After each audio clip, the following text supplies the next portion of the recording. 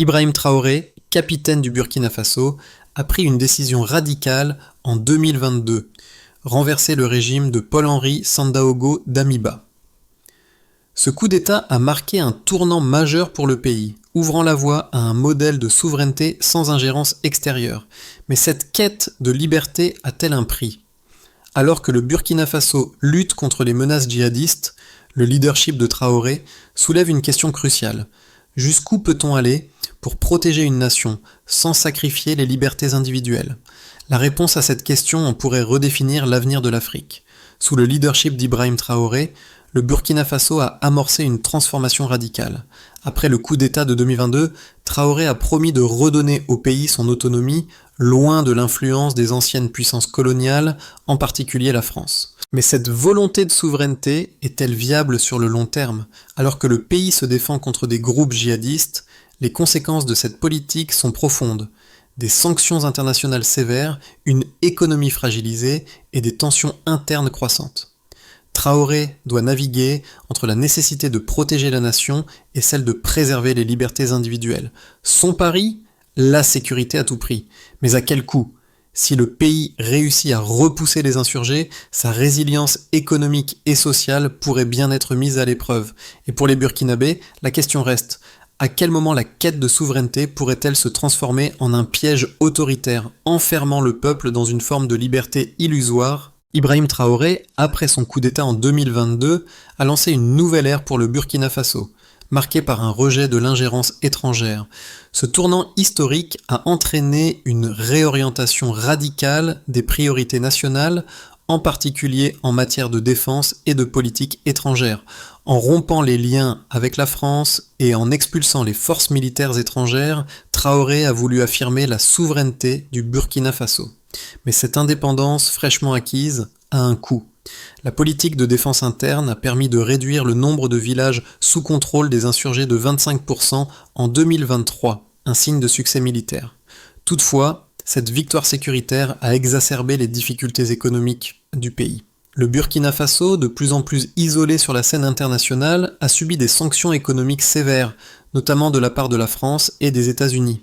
Les sanctions ont frappé de plein fouet les secteurs agricoles et les importations, des domaines vitaux pour l'économie du pays.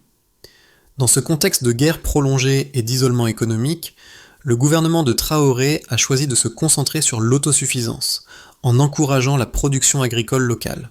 En 2023, la production agricole a augmenté de 3,5% par rapport à l'année précédente, mais cela suffira-t-il à compenser les effets des sanctions ?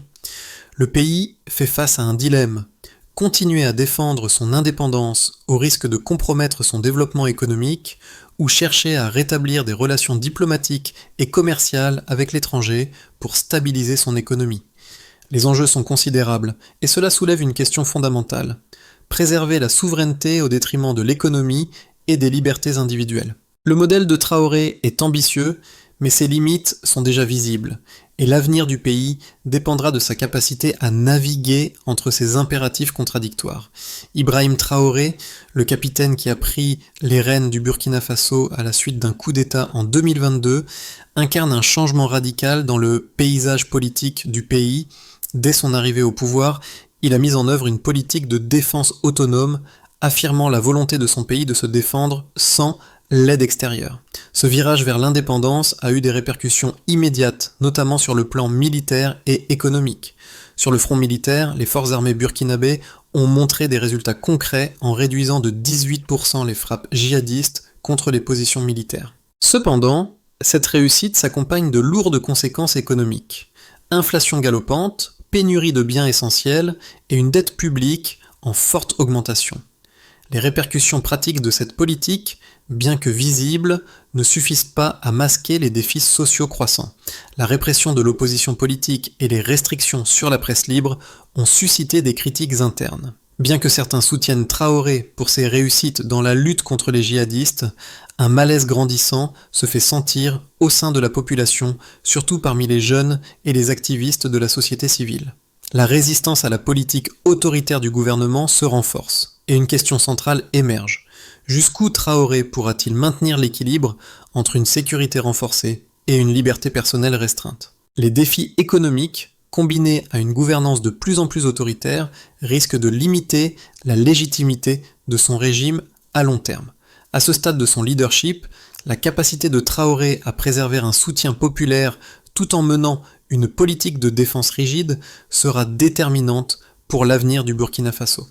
Le Burkina Faso, sous la direction d'Ibrahim Traoré, a vécu des événements marquants qui ont redéfini la trajectoire du pays. En 2022, après avoir renversé le président Paul-Henri Sandaogo Damiba, Traoré a rapidement imposé sa vision de la souveraineté nationale, choisissant de rejeter l'ingérence extérieure, notamment celle de la France, ancienne puissance coloniale. Il a d'abord consolidé le pouvoir en renforçant l'armée burkinabé et en poursuivant une politique de défense stricte, tout en refusant l'aide militaire internationale. Cette décision a apporté des succès immédiats sur le terrain, avec une diminution de 25% des villages sous contrôle des insurgés en 2023, un résultat impressionnant dans un contexte de guerre asymétrique. Cependant, le succès militaire a été contrebalancé par des défis économiques et diplomatiques importants. Les sanctions économiques imposées par la France et d'autres pays occidentaux ont eu un impact sévère sur les secteurs clés de l'économie burkinabé. L'agriculture, la principale source de subsistance pour la population, a été touchée par la réduction des importations de produits essentiels et la fermeture de certains marchés étrangers. Toutefois, Traoré a pris des mesures pour atténuer cet impact en encourageant la production agricole locale. En 2023, le pays a enregistré une augmentation de 3,5% de sa production agricole, un signe de résilience face aux difficultés économiques. Malgré ces efforts, la situation politique intérieure est devenue de plus en plus tendue. La répression croissante de l'opposition et la limitation des libertés civiles ont mis à mal la crédibilité du régime, non seulement sur la scène internationale, mais aussi parmi une partie de la population burkinabé. Le contrôle de l'information et la répression des manifestations ont exacerbé les tensions sociales, tandis que les jeunes, privés d'opportunités économiques, ont commencé à remettre en question la direction prise par leur pays. Les critiques à l'intérieur du pays sont devenues plus fortes, avec des voix s'élevant pour dénoncer la concentration du pouvoir et les violations des droits humains. L'un des principaux défis de Traoré a été de maintenir l'unité du pays tout en assurant sa politique de défense, de plus en plus perçue comme une forme de contrôle autoritaire. La question devient alors: comment Traoré va-t-il naviguer entre la préservation de sa souveraineté et les attentes croissantes en matière de réforme démocratique et de respect des droits humains? Les succès militaires contre les djihadistes, bien qu'importants, risquent de se transformer en un fardeau économique et social de plus en plus lourd. Le pays se retrouve à un carrefour où l'avenir immédiat du gouvernement sera façonné. La quête de sécurité nationale semble de plus en plus en contradiction avec la stabilité économique et la légitimité politique du gouvernement. Le Burkina Faso, sous la direction d'Ibrahim Traoré, a vu des résultats concrets en matière de sécurité, mais les chiffres révèlent aussi des défis économiques majeurs. Sur le plan militaire, les succès contre les groupes djihadistes sont notables. En 2023, le pays a observé une réduction de 25% du nombre de villages sous contrôle des insurgés, un signe évident de l'efficacité des forces armées burkinabées. Le nombre d'attaques contre les positions militaires a diminué de 18%, ce qui témoigne de l'amélioration de la sécurité dans certaines zones du pays. Cependant, ces progrès ont été coûteux, tant sur le plan économique que social. L'impact des sanctions internationales sur l'économie burkinabé est également visible dans les chiffres. En 2023, l'inflation a atteint un taux record de 12%, un signe de la pression accrue sur les ménages et les entreprises locales. Les prix des produits de base, tels que les céréales et les combustibles, ont augmenté de manière significative, affectant la vie quotidienne de millions de Burkinabés. La dette publique a également bondi de 15% par rapport à l'année précédente, atteignant des niveaux insoutenables pour un pays déjà fragilisé par des années de conflits et d'instabilité politique. Ce fardeau économique est aggravé par l'isolement diplomatique du pays, suite à la politique de rupture avec les anciennes puissances coloniales. En revanche, le secteur agricole, bien qu'impacté par les sanctions, a montré des signes de résilience. En 2023, la production agricole a augmenté de 3,5% par rapport à l'année précédente, un résultat qui montre l'efficacité des politiques mises en place pour renforcer l'autosuffisance alimentaire. Cette augmentation de la production pourrait être vue comme une victoire partielle dans un contexte difficile, mais elle ne suffit pas à compenser les pertes économiques ailleurs. La pauvreté et le chômage continuent d'être des problèmes structurels majeurs, avec un taux de chômage estimé à 10% en 2023, un chiffre élevé pour un pays en guerre et sous pression économique.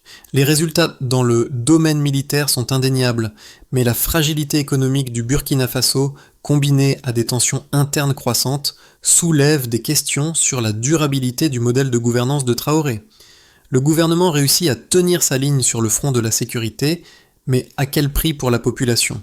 Si l'on considère les effets des sanctions économiques et les difficultés sociales, il est clair que les défis de Traoré ne se limitent pas à la sécurité militaire. Les répercussions économiques risquent de saper les progrès réalisés dans la lutte contre les insurgés, et l'avenir du pays dépendra de la capacité du gouvernement à rétablir la stabilité économique tout en poursuivant sa politique de défense stricte. L'approche d'Ibrahim Traoré, axée sur la souveraineté nationale et la défense interne, présente des arguments solides. D'une part, il a redonné au Burkina Faso une certaine indépendance vis-à-vis des puissances étrangères, notamment la France, en rejetant l'aide militaire extérieure et en se concentrant sur les capacités locales. Cette décision a renforcé le sentiment de fierté nationale et d'autodétermination parmi les Burkinabés. En termes militaires, la politique de Traoré a montré des résultats concrets. Une réduction de 25% des zones contrôlées par les insurgés, ce qui est un indicateur clair de l'efficacité de la stratégie de défense interne. Cette stabilité sécuritaire a permis à certaines régions de se relever, offrant ainsi un sentiment de réconfort au peuple. En outre, la politique économique, bien que confrontée à des défis liés aux sanctions internationales, a montré des signes de résilience. En 2023, l'augmentation de 3,25% de la production agricole représente un succès dans un contexte difficile. Traoré a misé sur l'autosuffisance pour réduire la dépendance du pays aux importations, une politique qui, si elle se poursuit, pourrait offrir une certaine stabilité à long terme. De plus, la volonté de Traoré de maintenir une ligne dure contre les groupes djihadistes a non seulement contribué à la sécurité du pays, mais a aussi renforcé son autorité sur le terrain, ce qui a consolidé son pouvoir. Toutefois, cet argument de défense souveraine n'est pas sans ses critiques. La répression des libertés civiles et l'intensification de la gouvernance autoritaire risquent de nuire à la légitimité du gouvernement de Traoré à long terme. Alors que certains applaudissent la réduction des attaques djihadistes, d'autres soulignent l'augmentation de la violence contre les opposants politiques et les restrictions sur la presse libre. La gouvernance de Traoré, qui repose sur un modèle autoritaire de plus en plus centralisé, pourrait devenir un frein à une véritable démocratisation du pays. En résumé, bien que la stratégie de Traoré ait permis des progrès notables sur le front de la sécurité et de l'autosuffisance, elle a également des coûts sociaux et politiques importants. La question demeure de savoir si ce modèle peut perdurer sans compromettre les libertés fondamentales et sans engendrer une fracture plus profonde au sein de la société burkinabé. À mi-parcours de son mandat, Ibrahim Traoré se trouve à un carrefour décisif. D'un côté, il a réussi à stabiliser une partie du pays en repoussant les groupes djihadistes, réduisant de 25% les zones sous leur contrôle. Cette victoire sur le terrain lui a permis de renforcer son pouvoir et de se présenter comme un leader fort capable de protéger la nation.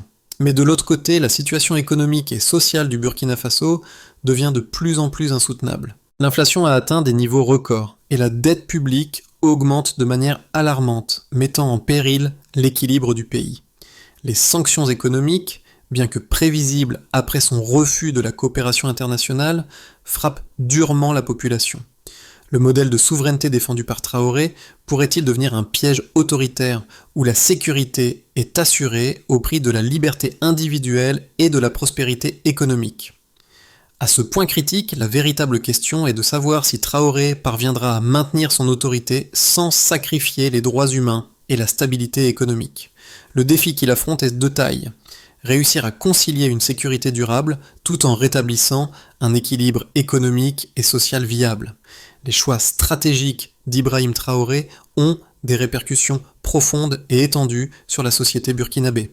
Si la sécurité s'est améliorée dans certaines régions, les effets de cette politique sur l'économie et la vie quotidienne sont devenus de plus en plus visibles. La réduction des attaques djihadistes et le regain de contrôle militaire ont permis de stabiliser temporairement certaines zones, mais le prix à payer est élevé. L'inflation, qui a atteint 12% en 2023, continue de ronger le pouvoir d'achat des Burkinabés. Les prix des produits de première nécessité ont doublé et les pénuries de biens essentiels exacerbées par les sanctions économiques internationales pèsent lourdement sur les ménages.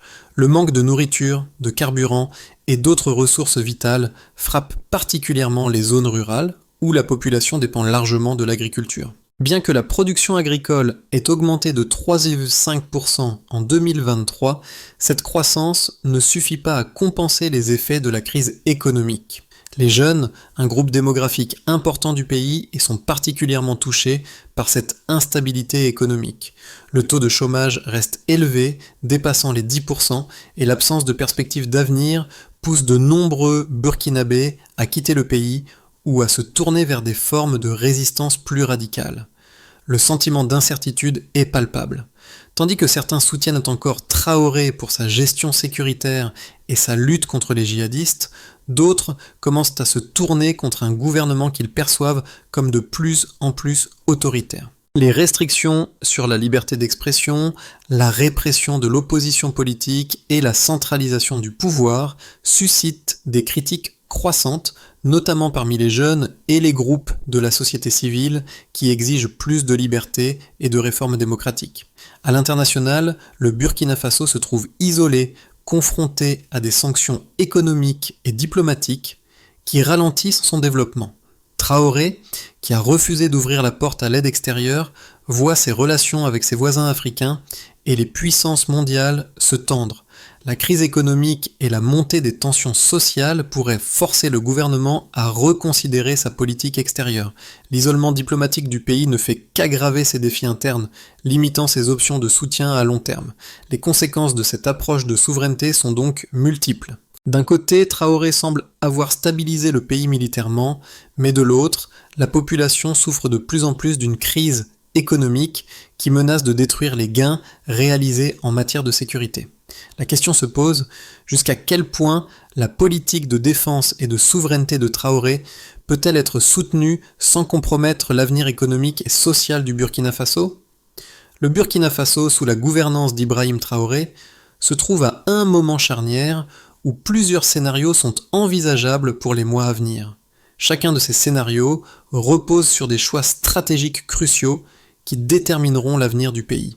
Scénario optimiste, dans le meilleur des cas, Traoré parvient à stabiliser le pays à la fois sur le plan militaire et économique. En réorientant sa politique étrangère, il pourrait rétablir des relations diplomatiques avec certains pays africains et chercher à diversifier ses partenariats économiques, notamment avec la Chine et les pays voisins. Cette réconciliation permettrait de lever partiellement les sanctions internationales, facilitant ainsi l'accès à des ressources et des investissements vitaux pour l'économie. Avec une relance de l'agriculture et de la production locale, le pays pourrait voir une amélioration significative des conditions de vie, notamment avec une croissance économique modérée. La situation sécuritaire serait également consolidée, les djihadistes repoussés définitivement et une stabilité relative serait retrouvée, permettant une ouverture vers des réformes démocratiques progressives. Scénario pessimiste, le pire scénario envisage une prolongation de la guerre contre les djihadistes, accompagnée d'une crise économique de plus en plus profonde. L'inflation continuerait de grimper. Les pénuries alimentaires et de carburant s'intensifieraient et l'instabilité sociale pourrait conduire à des protestations généralisées. La politique autoritaire de Traoré pourrait se renforcer, entraînant une répression accrue de l'opposition et des libertés individuelles. Si la situation économique ne s'améliore pas rapidement, le pays pourrait voir une aggravation de la pauvreté et une montée des tensions internes, ce qui risquerait de remettre en question la légitimité du gouvernement et de renforcer les appels à un changement de leadership. Scénario de réconciliation. Un troisième scénario repose sur la possibilité d'une négociation et d'une coopération accrue avec la communauté internationale, notamment au sein de la CEDEAO. Si Traoré parvient à concilier ses objectifs de souveraineté avec la nécessité de lever l'isolement diplomatique, il pourrait trouver un terrain d'entente avec les puissances régionales et mondiales. Ce scénario pourrait offrir un équilibre entre défense nationale et développement économique, mais il exigerait des compromis difficiles. Traoré devrait accepter certaines réformes démocratiques et des dialogues sur les droits humains pour apaiser les tensions internes. Cela pourrait restaurer des partenariats économiques essentiels tout en maintenant une certaine autonomie nationale. En somme, ces trois scénarios montrent que l'avenir du Burkina Faso dépendra largement des décisions stratégiques d'Ibrahim Traoré dans les mois à venir. Chacun de ces chemins offre des perspectives de développement ou de déclin, mais tous nécessitent un équilibre entre sécurité, souveraineté et réformes économiques et sociales. Les choix d'Ibrahim Traoré, même si souvent perçus à travers le prisme de la politique et de la géopolitique, ont des répercussions profondes sur la vie quotidienne des Burkinabés. Si vous êtes un citoyen lambda du Burkina Faso, comment ces changements se manifestent-ils dans votre quotidien ?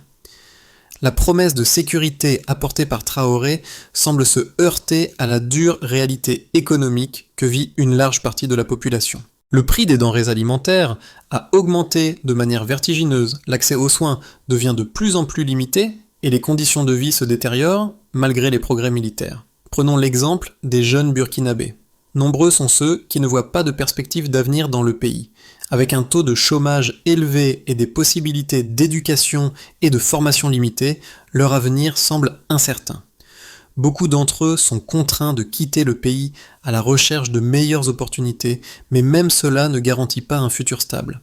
La fuite des cerveaux, accentuée par la situation politique et économique, prive le Burkina Faso d'un potentiel humain crucial pour sa reconstruction à long terme.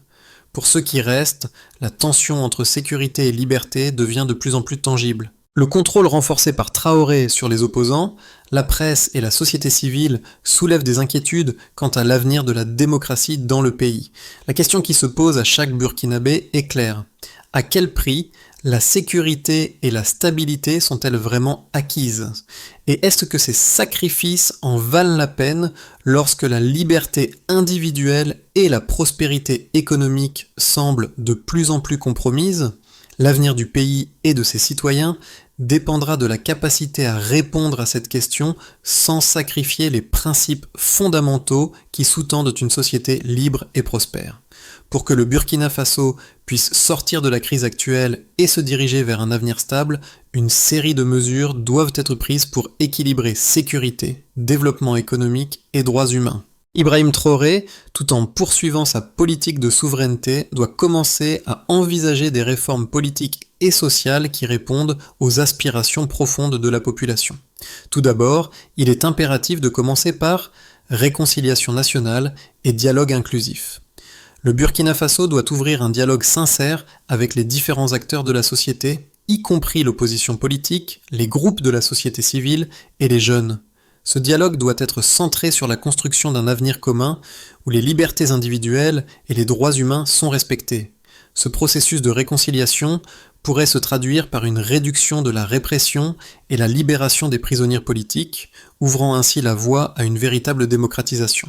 La deuxième étape consisterait à réforme économique pour la résilience. Le pays doit renforcer son économie locale pour réduire la dépendance aux importations et aux aides extérieures. Le secteur agricole, moteur de l'économie, devrait être soutenu par des investissements dans les infrastructures et la modernisation des techniques agricoles. En parallèle, le gouvernement devrait chercher à négocier un allègement des sanctions internationales et à rétablir des partenariats commerciaux avec les voisins africains et au-delà.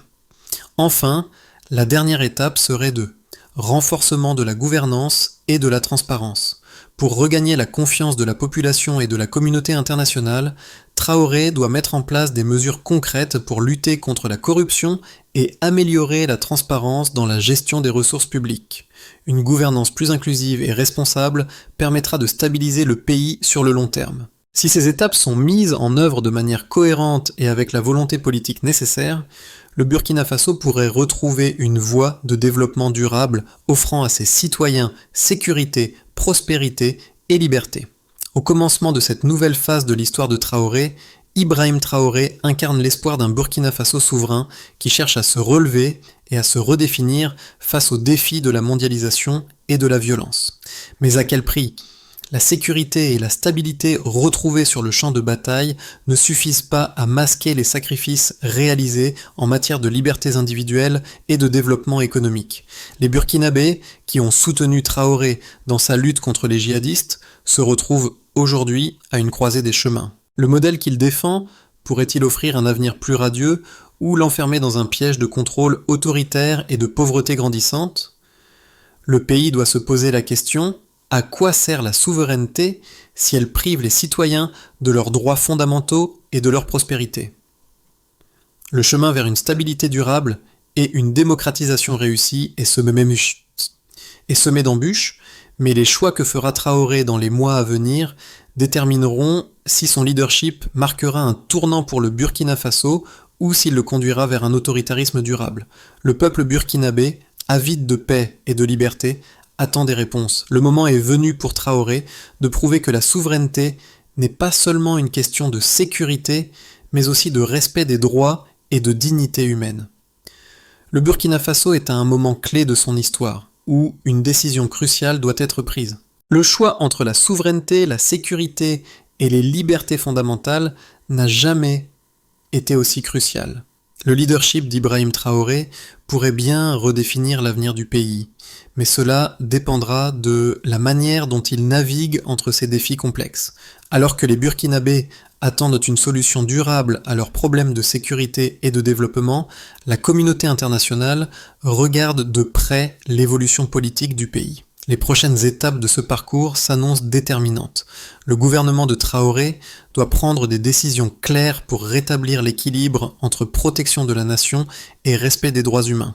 Le monde a les yeux rivés sur le Burkina Faso, un pays à la croisée des chemins. Comment réconcilier souveraineté et progrès ? La réponse réside peut-être dans la volonté de réformer, de dialoguer et de bâtir une société plus juste. À nous de voir si le Burkina Faso saura saisir cette opportunité, ou si l'histoire se répétera dans une spirale de conflits et d'isolement.